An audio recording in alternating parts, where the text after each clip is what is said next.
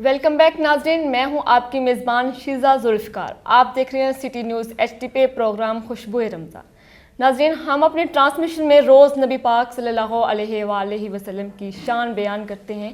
نبی پاک کی زندگی ہم سب کے لیے ایک بہترین نمونہ ہے۔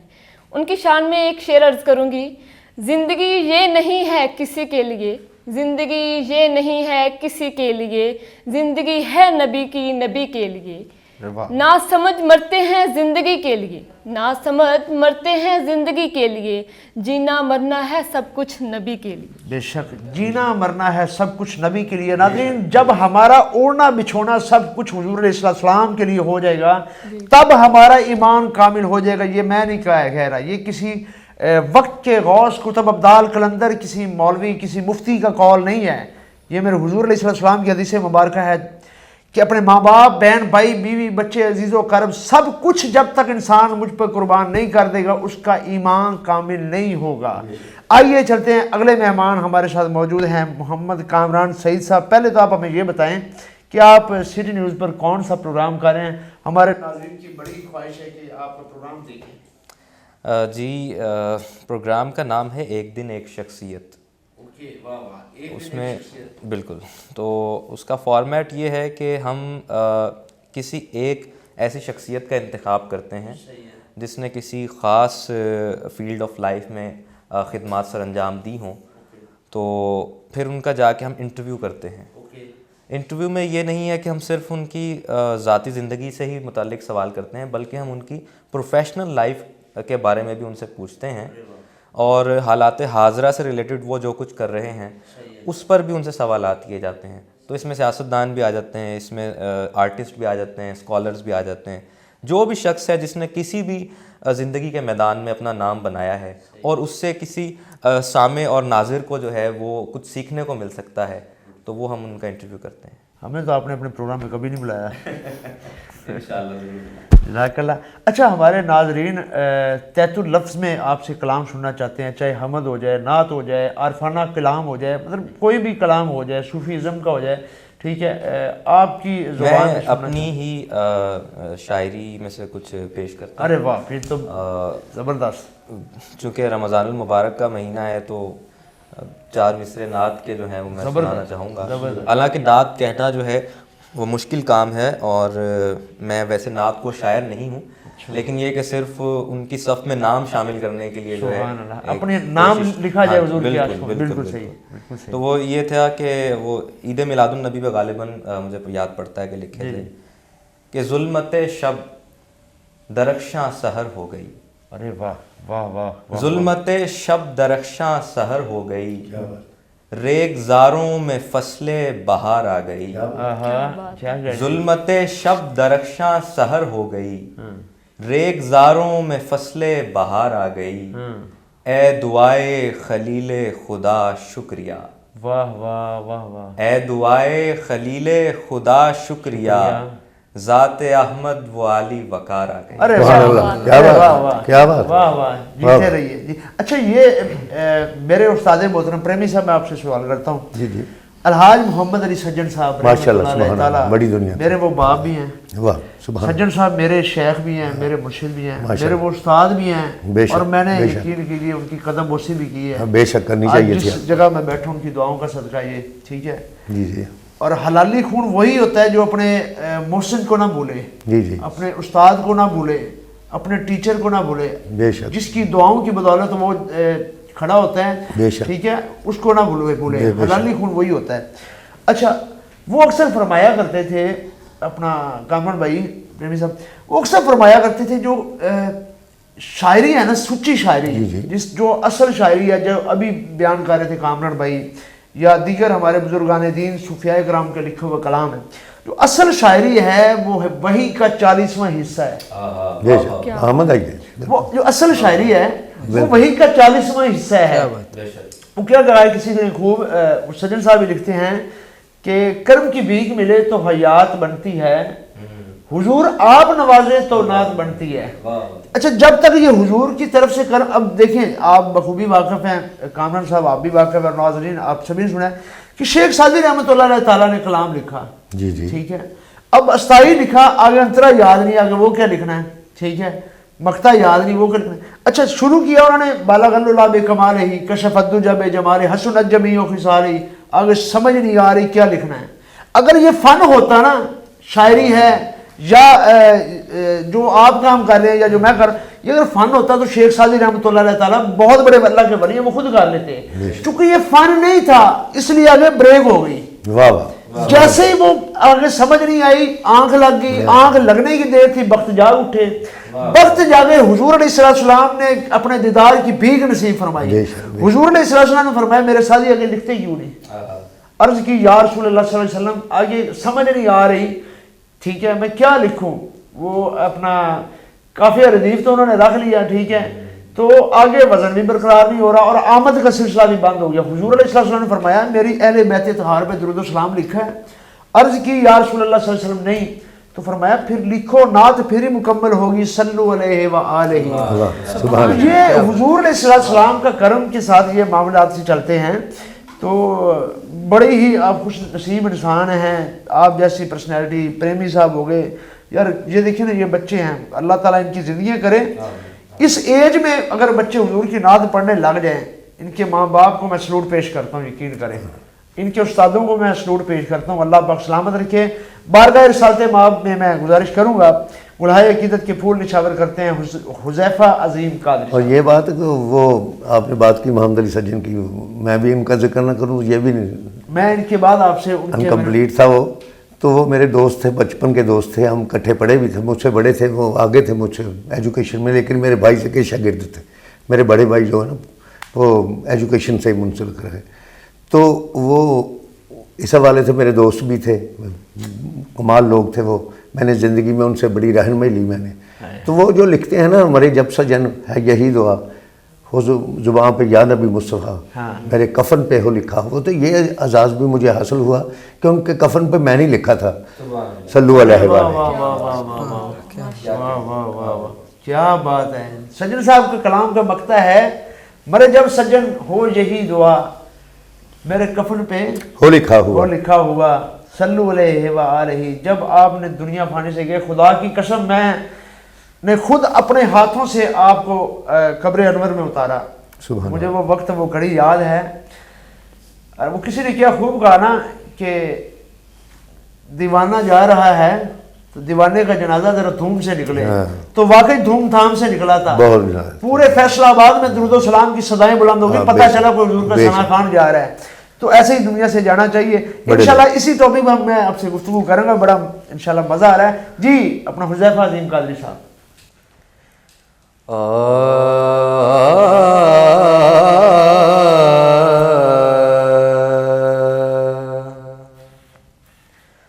افسانہ حیات کے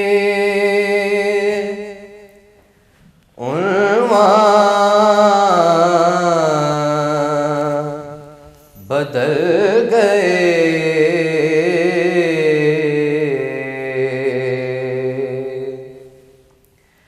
آیا مدینہ یاد تو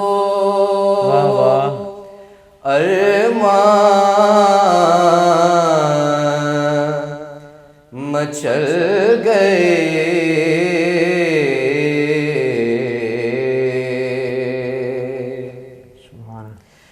میرے رسول پاک نے رکھے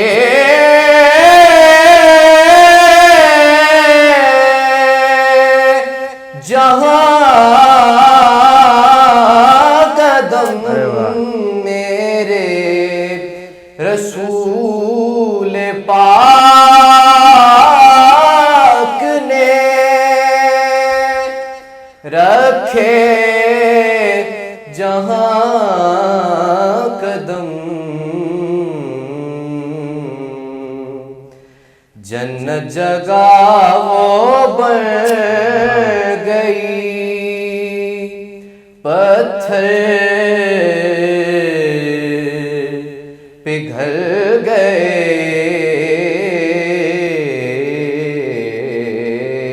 माशाल्लाह آیا مدینہ یاد تو ارمان مچل گئے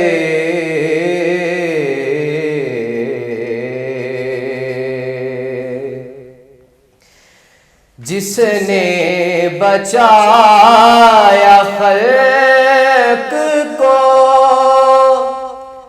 دوزخ کی آگ سے، جس نے بچایا خلق کو دوزخ کی آگ سے،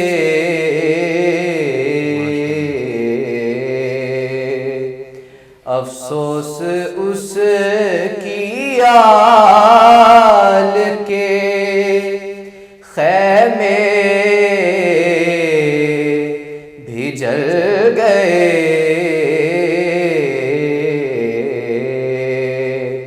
آیا مدینہ یاد تو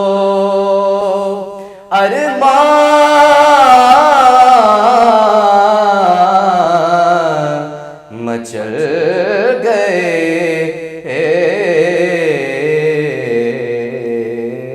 ارے ماشاءاللہ ماشاءاللہ حذیفہ عظیم قادری صاحب بارگاہ رسالت مآب صلی اللہ علیہ وسلم میں گلہائے عقیدت کے پھول نشاور کر رہے تھے۔ پریمی صاحب میرا ایک کویسچن ہے، چونکہ آپ نے ماشاءاللہ جو ایک عمر کا تقاضا بھی ہے، ہمارے بزرگ بھی ہیں، ٹھیک ہے، اکثر آپ سے رہنمائی بھی ہمیں ملتی ہے۔ 90 سے آپ نے اکیڈمی کا غالباً آغاز کیا۔ 90 سے میں نے نعت سکھانی شروع کی، اکیڈمی تو پہلے بھی موجود تھی۔ اچھا، اکیڈمی پہلے بھی موجود تھی، 90 سے پہلے کا بھی آپ تھوڑا سا یادگار واقعہ بتائیں۔ اصل میں غزل کا گائک تھا، اچھا ماشاءاللہ، میں ریڈیو ٹیلی ویژن میں نے اس دور میں گایا، اچھا تو میں گانے سکھاتا تھا، اکیڈمی گانا سکھانے کی اکیڈمی تھی۔ صحیح ہے۔ تو 90 میں میری والدہ ماجدہ کا وصال ہوا، تو وہ پھر میرا گانے میں جی نہیں لگ رہا تھا، تو میں نے سوچا کہ انسٹرومنٹ بھی ہیں، جگہ بھی ہے، تو میں کیوں نہ بچوں کو نعت سکھایا کروں، یہ سالوں سال میری والدہ کو جا کرے گا۔ تو اس وقت سے لے کر اب تک میں نعت ہی سکھا رہا ہوں۔ سبحان اللہ سبحان اللہ، بڑی آپ نے محبت فرمائی۔ بارگاہ رسالت مآب صلی اللہ علیہ وسلم میں گلہائے عقیدت کے پھول نشاور کرتے ہیں محمد عظیم قادری صاحب۔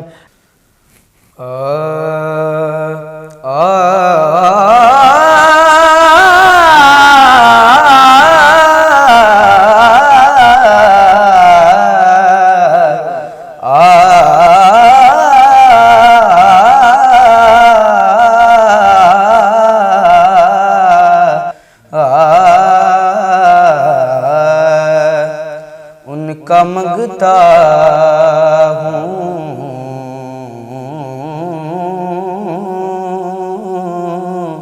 ان کا منگتا ہوں جو منگتا نہیں ہونے دیتے، ان کا منگتا ہوں جو منگتا نہیں ہونے دیتے، ان کا منگتا ہوں جو منگتا نہیں ہونے دیتے، میرے آقا مجھے رسوا نہیں ہونے دیتے، میرے آقا مجھے رسوا نہیں ہونے دیتے، میرے ہر عیب کی کہتے ہیں وہ پردہ پوشی، میرے ہر عیب کی کہتے ہیں وہ پردہ پوشی،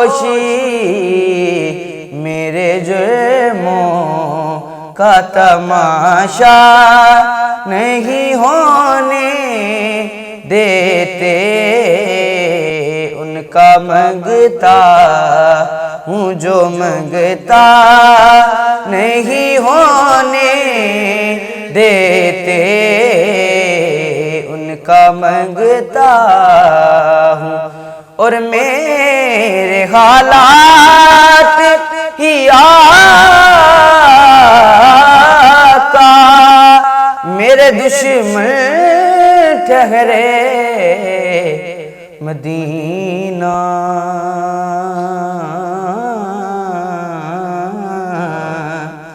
مدینہ مدینہ مدینہ مدینہ، میرے حالات ہی آقا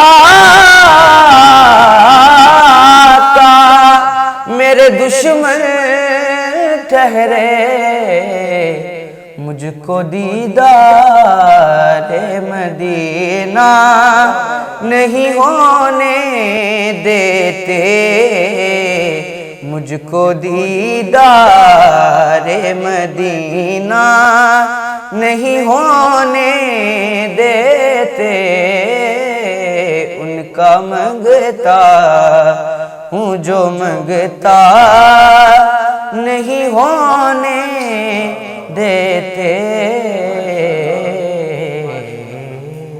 عظیم قادری صاحب بارگاہ رسالت مآب میں گلہائے عقیدت کے پھول نچھاور کر رہے تھے، اور شاکر شجاوادی صاحب کا لکھا ہوا کلام تھا یہ۔ ناظرین بڑا ہی خوبصورت شعر پڑھ رہے تھے عظیم بھائی کہ میرے ہر عیب پہ کرتے ہیں وہ پردہ پوشی، واللہ باللہ آج سے جو پہلی امتیں تھیں اگر جھوٹ بولتی تھی شکل بگڑ جایا کرتی تھی، اگر وہ چھوٹا سا چھوٹا کوئی بھی گناہ کرتے تھی، چھوٹا تو نہیں خیر گناہ تو سبھی بڑے ہوتے ہیں، ٹھیک ہے، غیبت کرتے، چغلی کرتے، ایون کہ کوئی بھی کام کرتے شکل ہی بگڑتی تھی، مگر آج حضور علیہ السلام کا کرم، ہماری شکل تو کیا ہمارا کچھ بھی نہیں بگڑ رہا، آج یہاں بھی ہمارے عیبوں پر پردے پڑے ہوئے ہیں، اور انشاءاللہ تعالی ہمارا ایمان ہے کہ آگے بھی حضور ہماری لاج رکھیں گے انشاءاللہ۔ یقین کیجئے حضور کی نسبت تھام لیں حضور کا دامن، یہ بڑی چیز ہے، یہ بڑی چیز ہے۔ کیا کسی نے خوب کہا، آج جو میرے عیب کھلنے نہیں دیتے، آج جو میرے عیب کھلنے نہیں دیتے، کل وہ چاہیں گے حشر میں میری رسوائی ہو۔ حضور علیہ السلام کی محبت بڑی چیز ہے، آج بھی ہماری رسوائی ہونے سے ہمیں بچائے گی تو حضور کی محبت بچائے گی، بروز قیامت بھی ہمیں بچائے گی تو حضور علیہ السلام کی محبت بچائے گی۔ حضور کی محبت کے بغیر کچھ نہیں ہے۔ ایک بار حضرت ابوبکر صدیق رضی اللہ تعالیٰ عنہ کی خدمت میں ان کا بیٹا حاضر ہوا تو انہوں نے عرض کی، اے بابا جان، وہ فلاں جنگ میں ایک بار آپ میری تلوار کی زد میں آئے تھے، مگر میں نے آپ کو چھوڑ دیا فقط اس لیے کہ آپ میرے والد ہیں۔ تو حضرت ابوبکر صدیق رضی اللہ تعالیٰ عنہ نے فرمایا، اگر کاش میں ہوتا تو حضور علیہ السلام کی محبت کی وجہ سے، عشق مصطفیٰ صلی اللہ علیہ وسلم کی ہی وجہ سے اگر میری تلوار کی زد میں بیٹا تم آ جاتے تو میں کبھی معاف نہ کرتا۔ یہ ہوتی ہے عشق، یہ ہوتی ہے محبت۔ ناظرین ایک چھوٹی سی کمرشل بریک لیتے ہیں، انشاءاللہ تعالی بریک کے بعد ہم نئے مہمانوں کے ساتھ پھر حاضر ہوتے ہیں۔